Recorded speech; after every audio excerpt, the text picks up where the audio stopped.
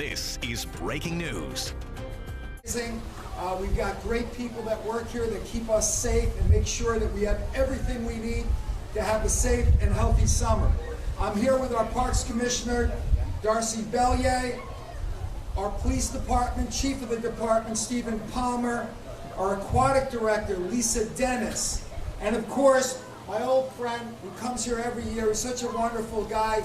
He's got a great business. We love the way he does business and how he gives back to the community, Stu Leonard, and he's ably assisted by Stewie the Duck. So we got Stewie the Duck here today, and of course, members of our Nassau County Police Department Marine Bureau and our Nassau County Lifeguards. So, it's officially summer, and the feeling is going to be over 100 degrees. The real temperature is going to be in the 90s, but the real feel is going to be about 100 degrees today, and it could be as high as 105 tomorrow.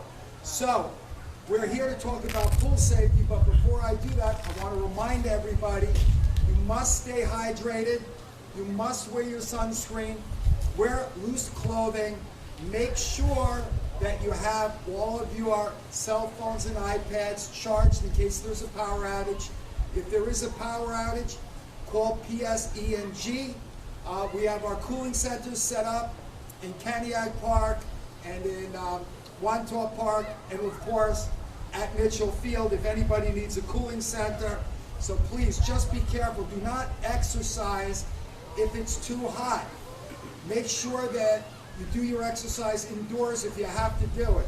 So I want everybody to really, really be careful because heat stroke is a real issue when it gets this hot. So we got to make sure that everybody gets the message.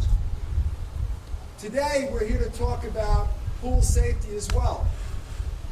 Now that all the pools are open, both public pools and private pools, we want to give everybody some tips on what they should do. Because according to the CDC, more children aged 1 to 4 die from drowning than any other cause. That's a startling figure. Kids 1 to 4, it's the most dangerous thing to their health. So we have to be mindful. So there's a few tips that we want to talk about here today. If you have a pool, do not leave your children for 1 second unattended. It only takes a couple of seconds for a child to drown. If you're having a pool party, do not assume that somebody is watching the kids in the pool.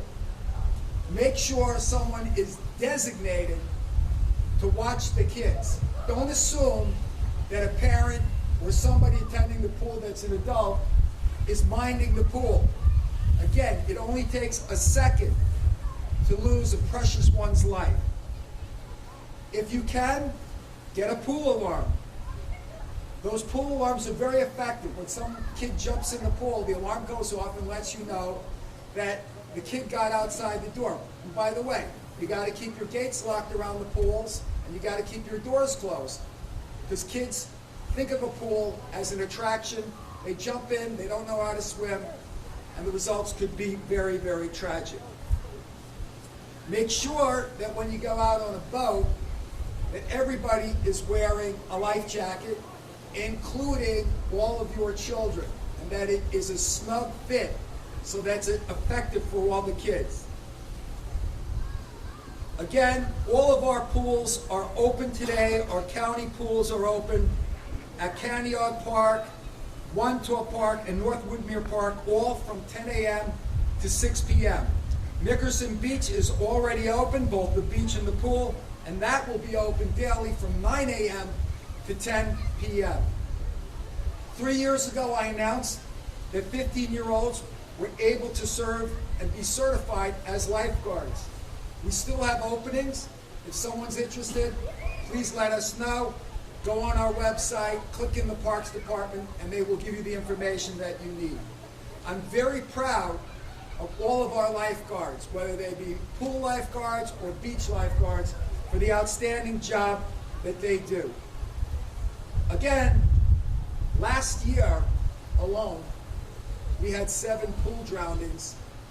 2 of them were fatal. We want to avoid that this year. We want to make sure that everybody has a safe and healthy summer. You know, we partner up with Stu Leonard to make these public service notices because it is so important. And Stu is a wonderful guy. He had a very, very tragic incident involving a pool accident that he's going to tell us about. I want to welcome again our friend, a great corporate citizen, Stu Leonard. Stu? Hey, thank you. You know, I was here last year and we did this, and I want to thank all the people that have helped and support the, you know, the water out here and make sure everybody's safe. But you know what? Between last year and this year, guess what I did? I became a Red Cross certified lifeguard. And you know what, Bruce? It was a little embarrassing because I just turned 70 now. And I was in the pool there with all these younger kids, obviously, and the instructor came out at about 9 o'clock at night, 30 minutes before, and said, if any of you need to call your parents up to give you a ride home, do it now. I realized I was a little old then. I went out, all the parents were like my kids, you know, when I went out there. But my wife and I, this is, I mean, the food stores, I'm proud of the growth in them over the years, but I think water safety is, I would like to become my legacy one day. You know, as Bruce mentioned, my little boy, he was only just about 2 years old, just slipped away. It would be like all of us today, we're all standing here, all the attention's over here, and somehow, I don't know how it happened, he was chasing a balloon, he went in there and bang, it happens in 2 or 3 minutes. And what I'd like to do today is just talk to the parents that have 1 to 5-year-olds right now. Because here's what you're thinking, oh, we got a fence up, we got this new gadget that helps me prevent water safety. You know, a lot of people are around the pool, there's no problem. I mean, look at how nice it is. Does your kid know how to swim? No. Does your kid know how to float? No. Okay, so they're risky coming out around the water, which all the kids love to do.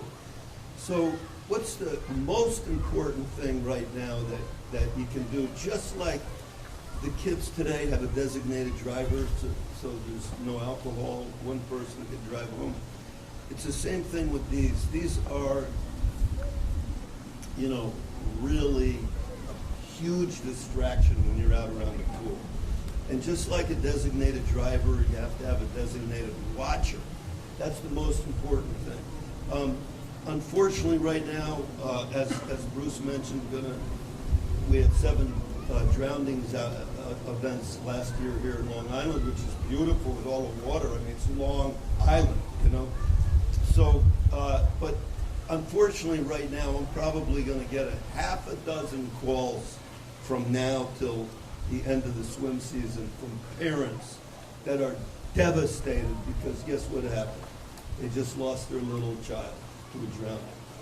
It's statistically bullseye 2-year-old boys right now is the highest incidence of drowning, but the thing that we're working so hard, and by all the media here today, and Bruce, and calling attention to this, you know, it's just such a big event, and today, hopefully, what we can do is just get even one person out there, you know, to save a life, you know, this summer. So, you know, my first thing is the cell phones. Now, the second thing, I met the guys from Safety Swim years ago that have a whole bunch of swim schools out here. We just opened our own swim school in Norwalk, Connecticut. We have 1,200 kids a week going through it. And we use 100% of the profits to give back to the inner city kids. I mean, out here we give $20,000 to the YMCA of Long Island. There's the Autistic Society, which, by the way, autistic kids, guess what the number 1 cause of death is for autistic? Drowning. You know, they don't know, they just run right in the water.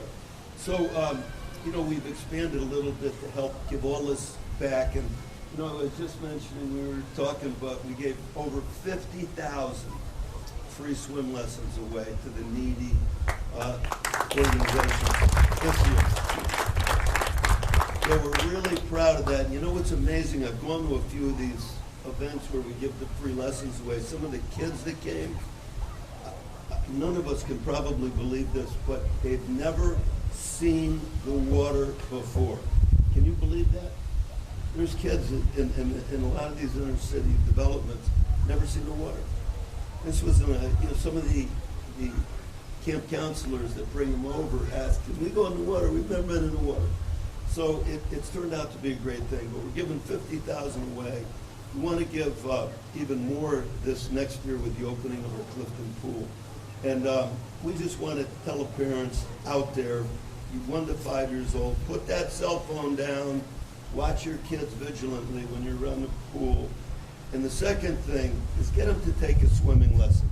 In 4 to 6 lessons, you're not going to teach them to be Mark Spitz or anything like that, but you'll teach them to roll over on their back so they can float. That'll give us and all the emergency service people time to jump in and rescue the person. So I've sort of changed my tone a little bit from swimming to floating. And even Rowdy Gaines, the great Olympian, agrees with that.